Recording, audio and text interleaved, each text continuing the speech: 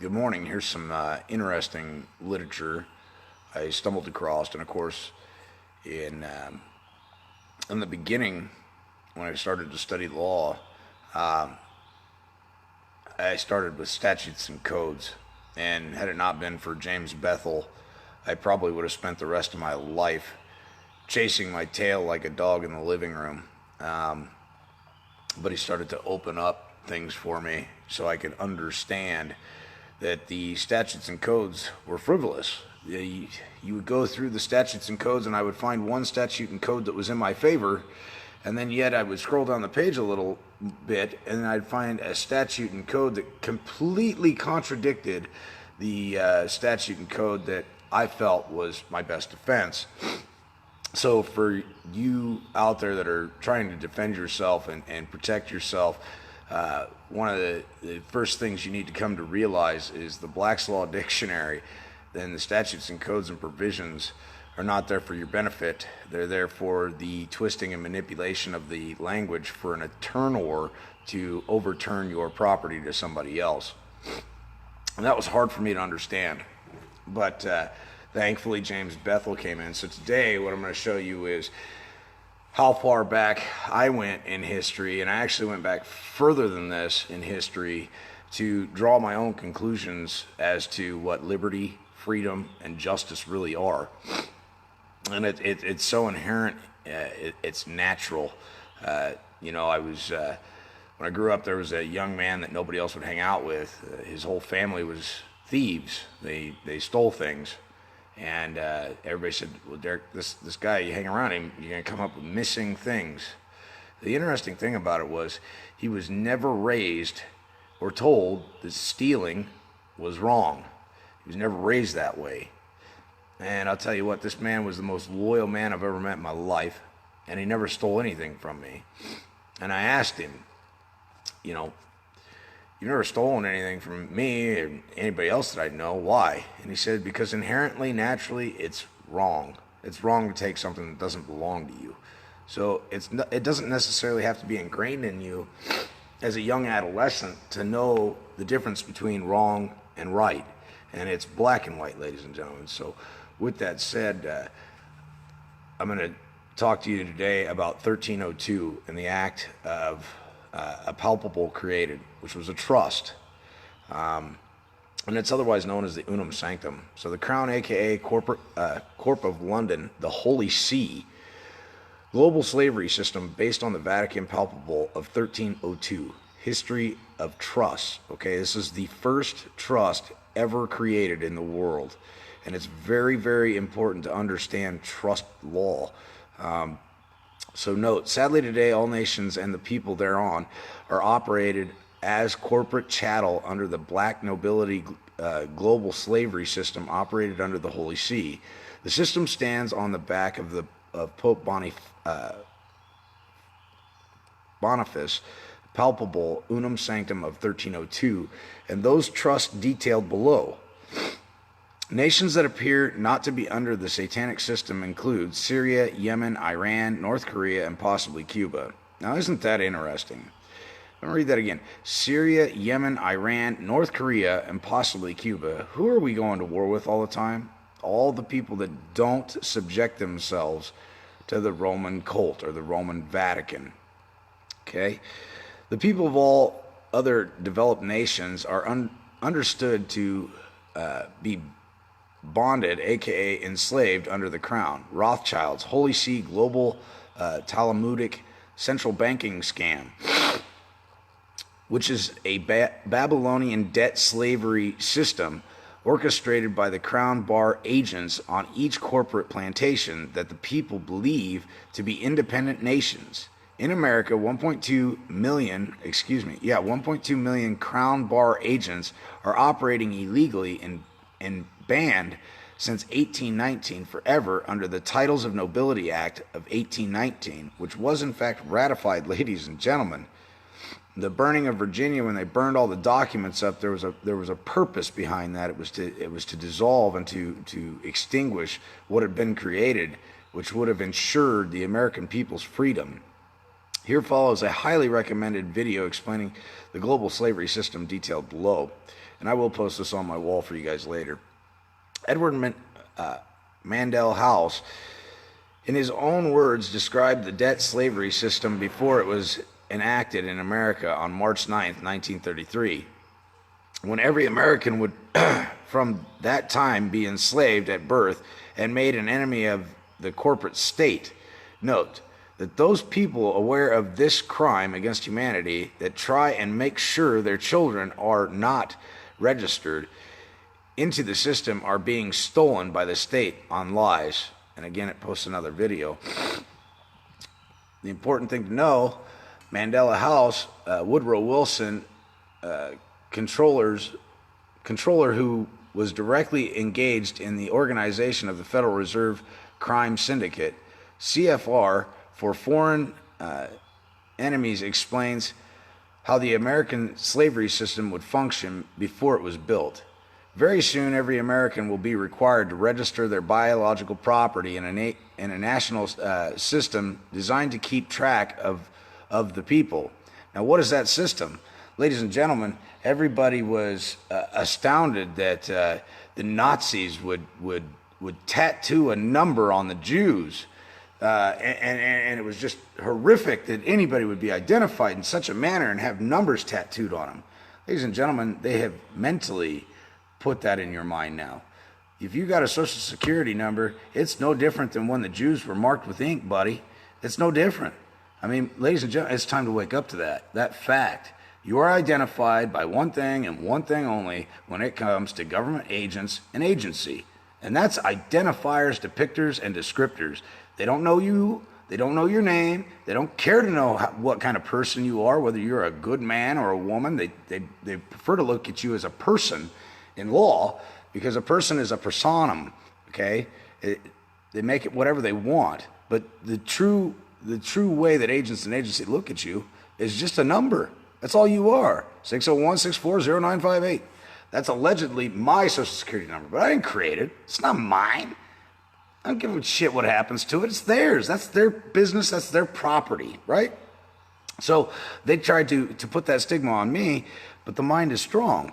And through research and knowledge, you realize where freedom lies. Freedom means that you're not dependent on anybody else. Don't depend on these people for your knowledge. Don't depend on these people, because their job is to make sure that you're a slave and that you're not free-range slaving. If you're a free-range slave, you're a threat to these people. Okay? So by operation of law of merchants under the scheme of secured transactions, Americans, by unknowingly and unwittingly delivering the bills of lading to us, will render bankrupt and insolvent. We're rendered bankrupt and insolvent, forever to remain economic slaves throughout taxation. Okay, through taxation. Secured by the pledges. Well, what are the pledges, ladies and gentlemen? It's the babies. It's the little ones. That's where the value is. That's why we have a futures market, because they're gambling on the people that are breeding. It's like a feedlot.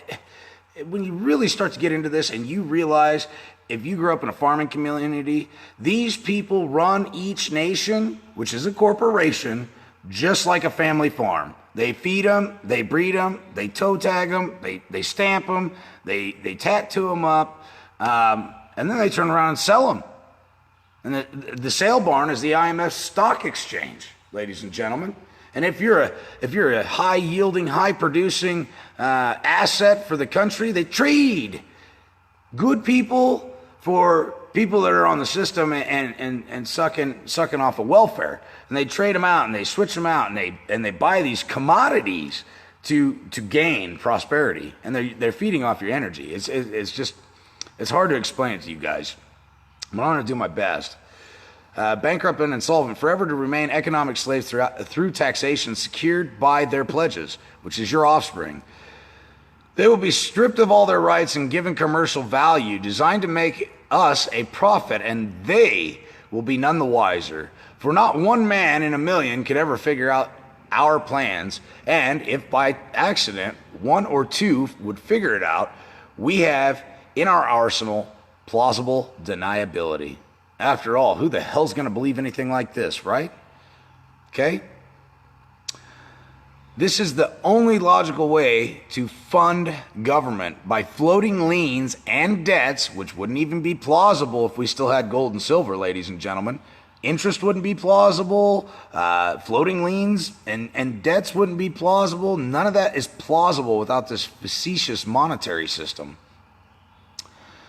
To the registrants, in the form of benefits and privileges, this will inevitably reap to us huge profits beyond our wildest expectations and leave every American a contributor or to this fraud, which we will call social insurance. Social Security, ladies and gentlemen, is the largest insurance company firm in the world. And everybody wants to argue with me. Well, Dirk, can you prove that? Can you show me the literature? Common sense dictates what Social Security Administration is. Ladies and gentlemen, you pay Social Security for what? In case shit happens, right? In case you can't get up and go to work anymore, then Social Security will come in and give you just a little crumb, enough to keep you alive, right? Because Social Security, you never get back what you put into it, right? So what happens when I'm paying that in and then something happens to me? It's an insurance policy, people. Wake up. Wake up. But here's the thing about that insurance policy. You're not entitled to it because you're gifting it. You're gifting it over to the Queen of England, who has control of the Social Security Administration, ladies and gentlemen. And I believe that happened back in 2008. Don't quote me on that. There's a document out there that shows Queen Elizabeth is in full control, along with the IMF, of the Social Security Administration. Okay? Without realizing it, every American will insure us for any loss we may incur, and in this manner, every American will unknowingly be our servant. However, I can never pronounce that word, so I'm just going to skip it. It basically means however atrocious it is. The people will become helpless and without any hope for their redemption, and we will employ the high office of the president of our dummy corporation to foment this plot against the American people. The real purpose of the big box religion is to keep you believing in the system. Max Lager explains, the world system which touches on the trust that you are about to read about. A great place to start in this subject is if it is new to you. So, first, the first trust of the world, Unum Sanctum, is one of the most frightening documents of the history, and the one most quoted as a primary document of the popes claiming the global power. It is an express trust deed. The last line reads, furthermore, we declare, we proclaim, we define that it is absolutely necessary for salvation that every human creature be subject to the Roman Pontiff. It is not only the first trust deed in history, but also the largest trust ever conceived, as it claims the whole planet and everything on it conveyed in trust. Triple Crown of Bala, aka the palpable tira and trignum. I believe those are Latin, ladies and gentlemen, so forgive me for that, but there are three palpables that are all tied to this, okay?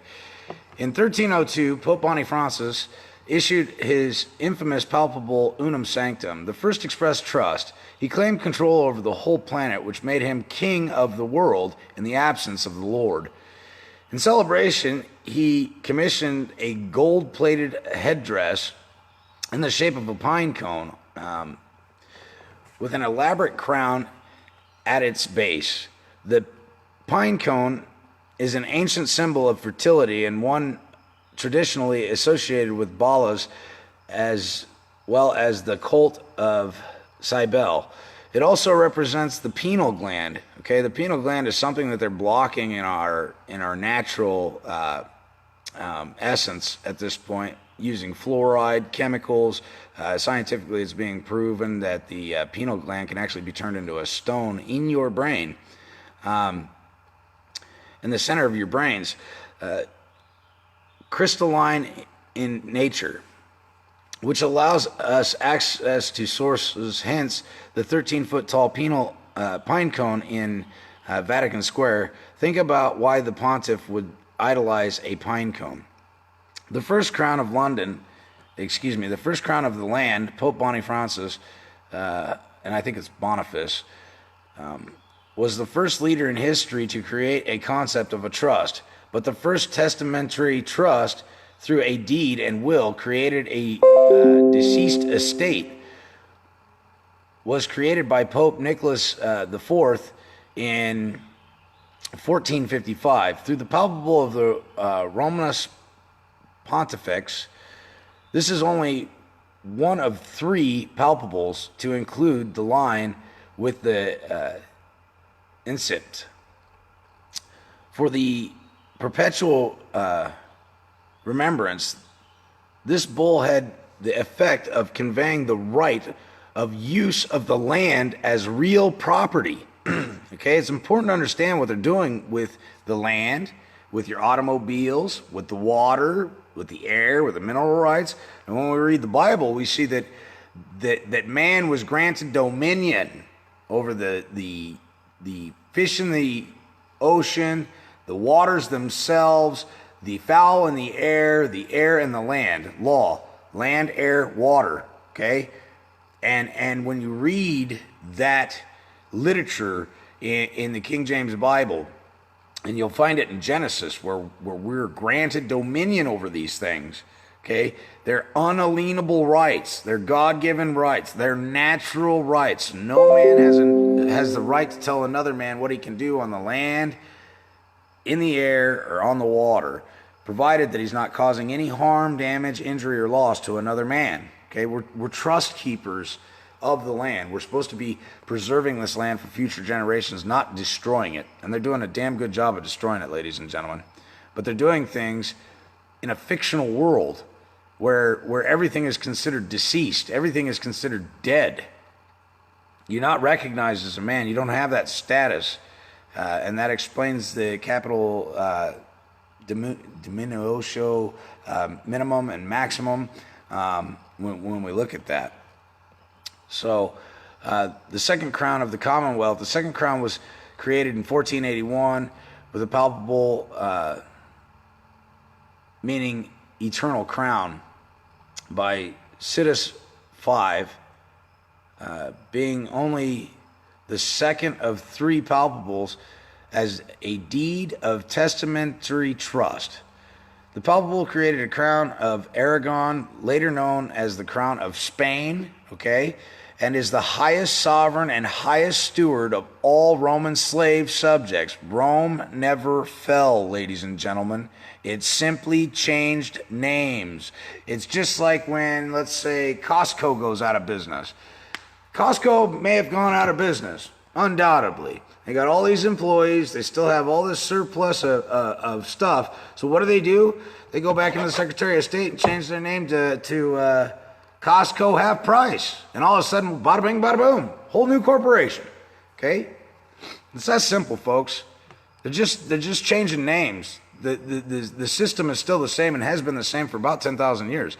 It's still the same. It's still the same Roman occultic religion. It's still the same.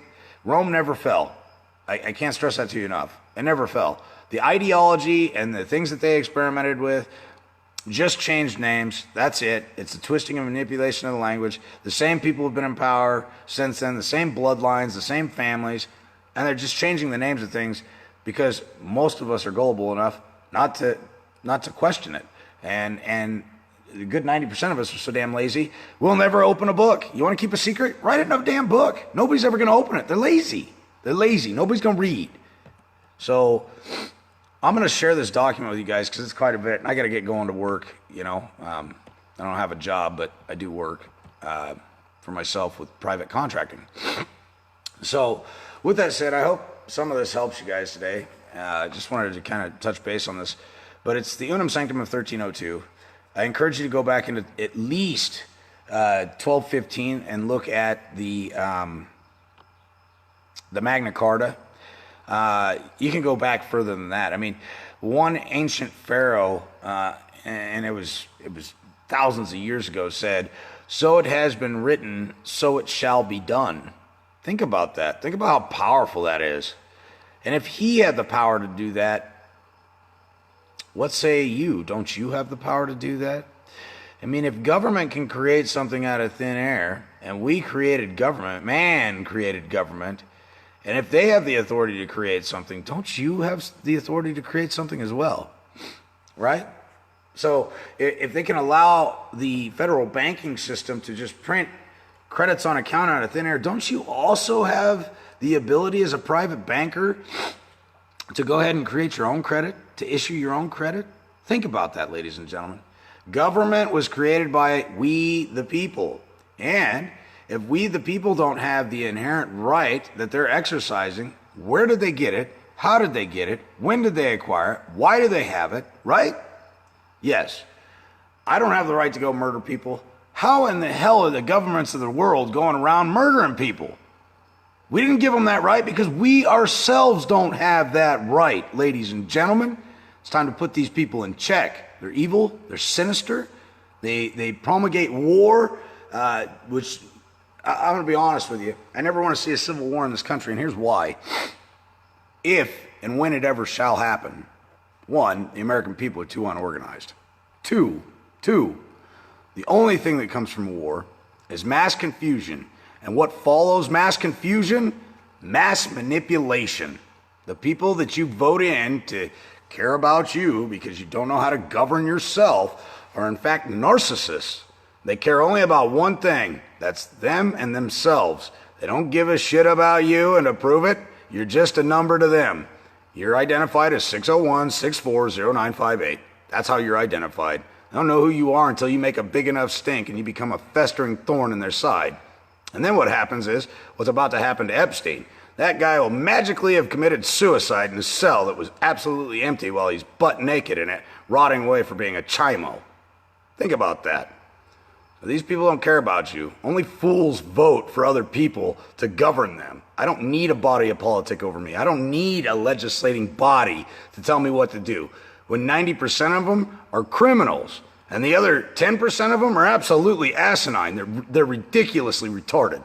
I mean, when these people are passing bills that allegedly apply to us, which they don't even read them. They're 9,000 pages long, and they vote on them in 24 hours. The world's fastest reader said, I couldn't even get through that bullshit. And they've already signed off on it. And now they're going through it going, well, like Nancy Pelosi, you just can't see what's in it until we pass it, folks. Oh, that sounds legitimate. How about when I come to your house and I give you an estimate, I'll say, well, I'll really give you your numbers after the project's completed. How many people you think are going to hire a fellow like that? Get screwed. American people need to wake up. You guys just need to wake up. And I'm trying to help you out as best I can. Think about those things. You register to vote, you're participating in the slave system. Stop doing that. Be the master. Take control. Own that shit. Own it. They are your servants. And if they're not your servants, then they belong swinging from trees because they're treasonous rat bastards. Think about that. Have a great day. I got to get to work.